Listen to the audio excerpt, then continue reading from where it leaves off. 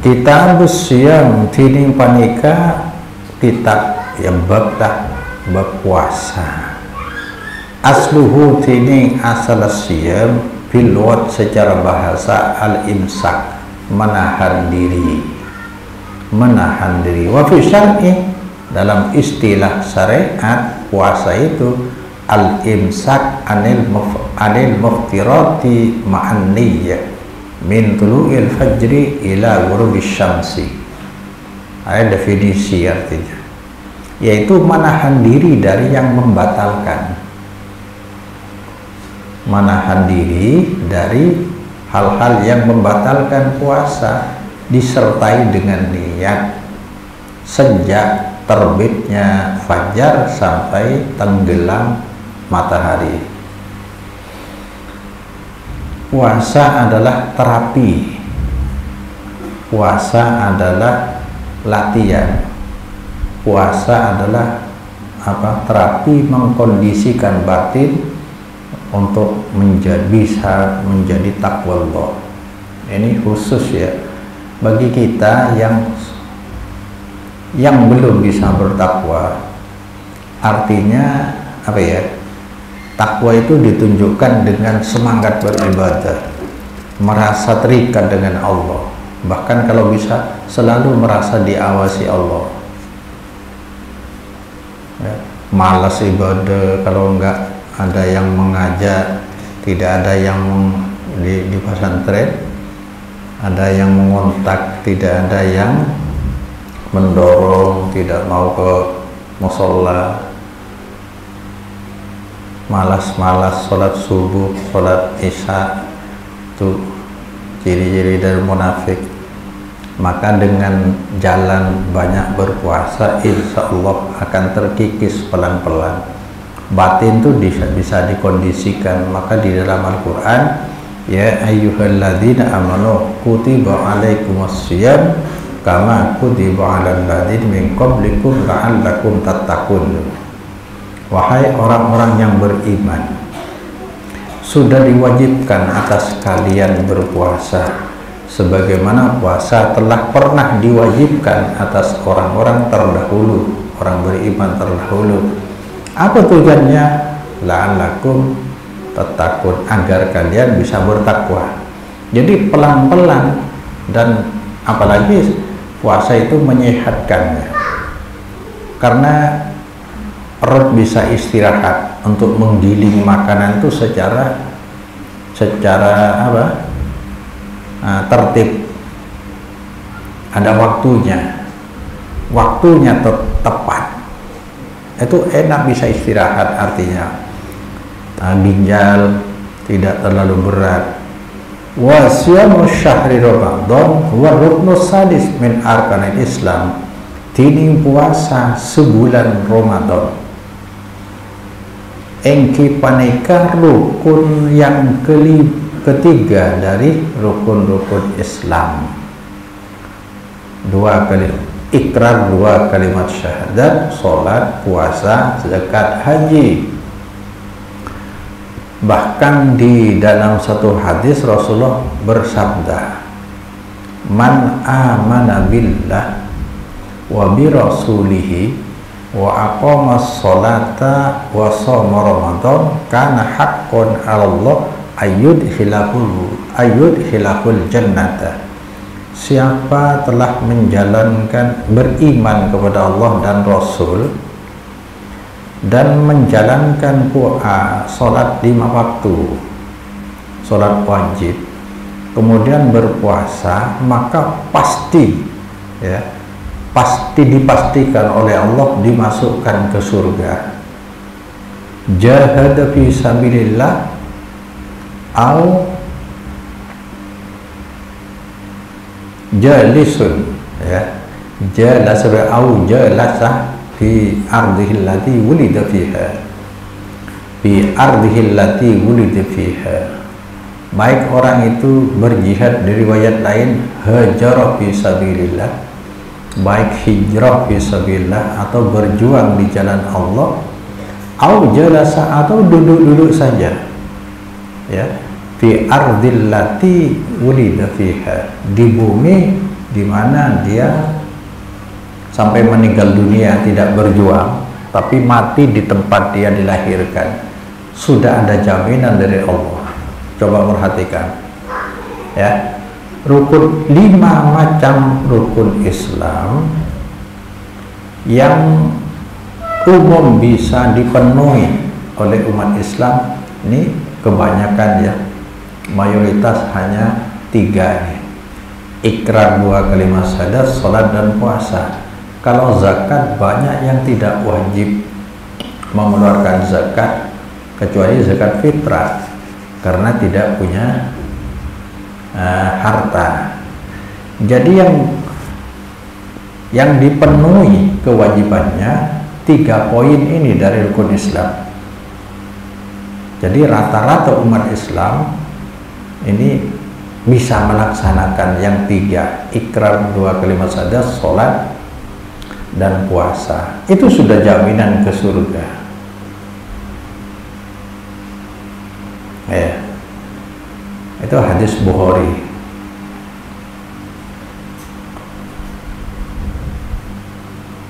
Man amana billah wa bi rasulihi wa aqamas sholata wa shoma ramadan.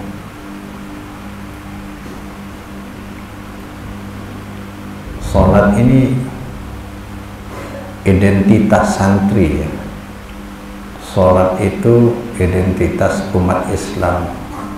Kalau sudah malas-malas sholat, itu santri kehilangan identitas dirinya, bukan santri lagi. Bukan santri lagi. Karena memang praktek dari Nabi seperti itu. Sholat berjamaah di tempat dikumandangkannya adzan. Semakin banyak jemaah, semakin banyak anak, semakin besar keutamaannya. Sholat sendiri hanya satu,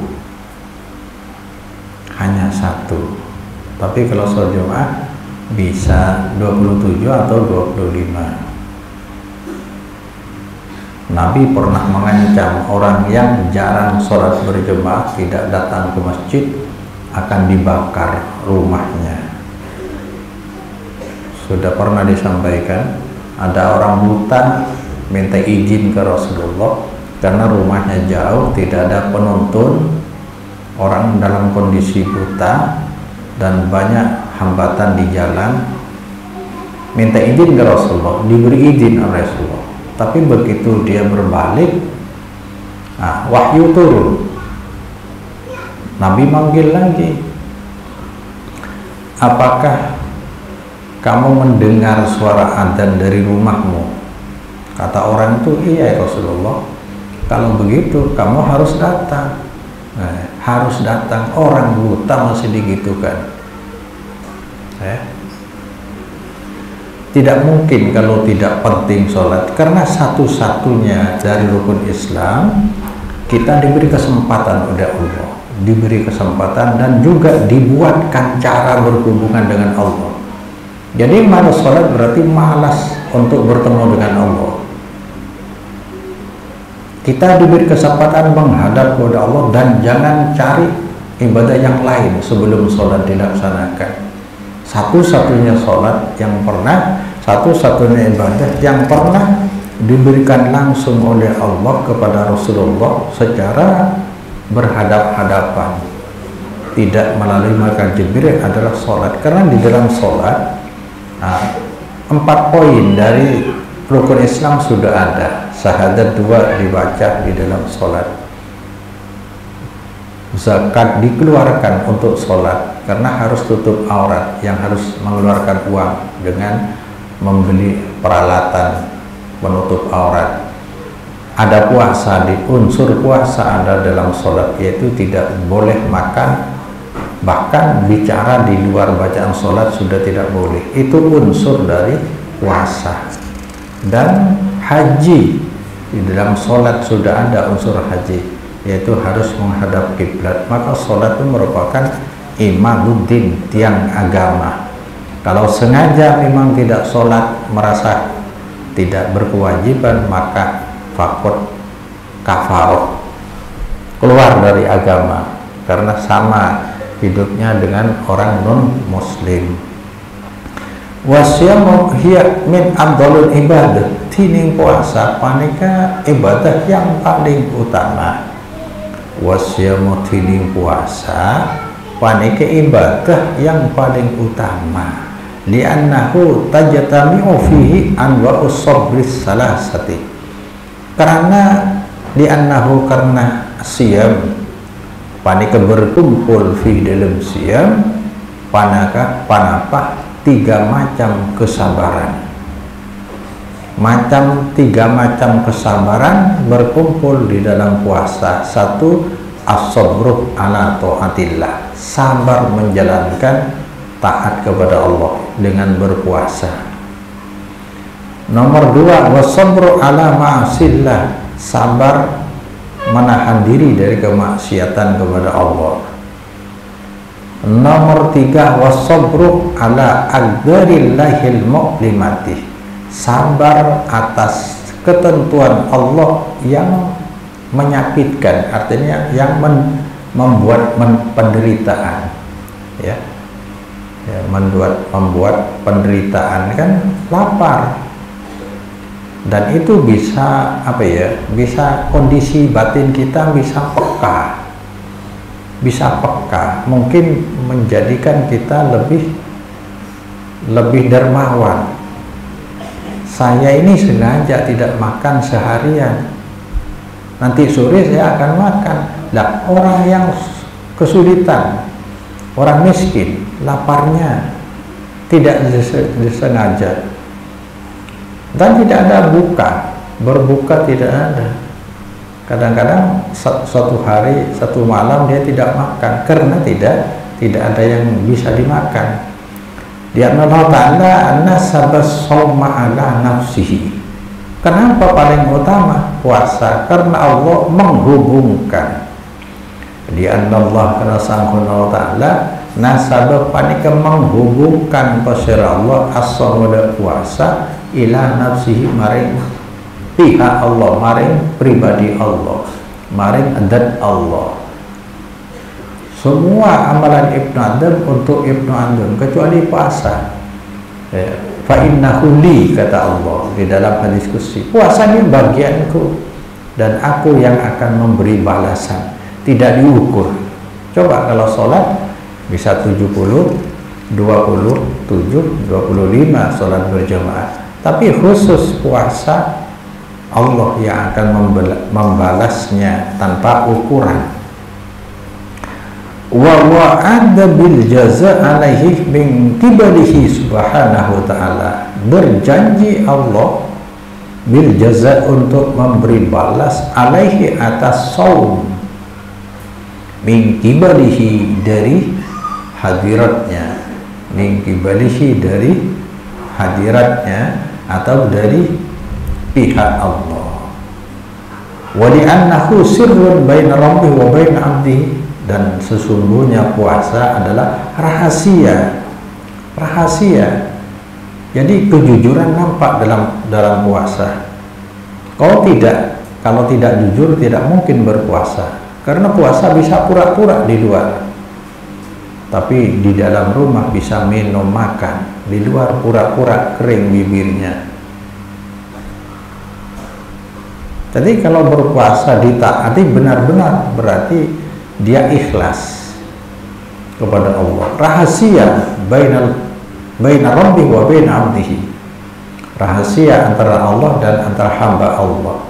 Wa huwa min a'dhamil amanah, fa huwa tining saum panika paling agung amanat kepercayaan, apakah benar-benar dia berpuasa atau tidak. Wallahu a'lam.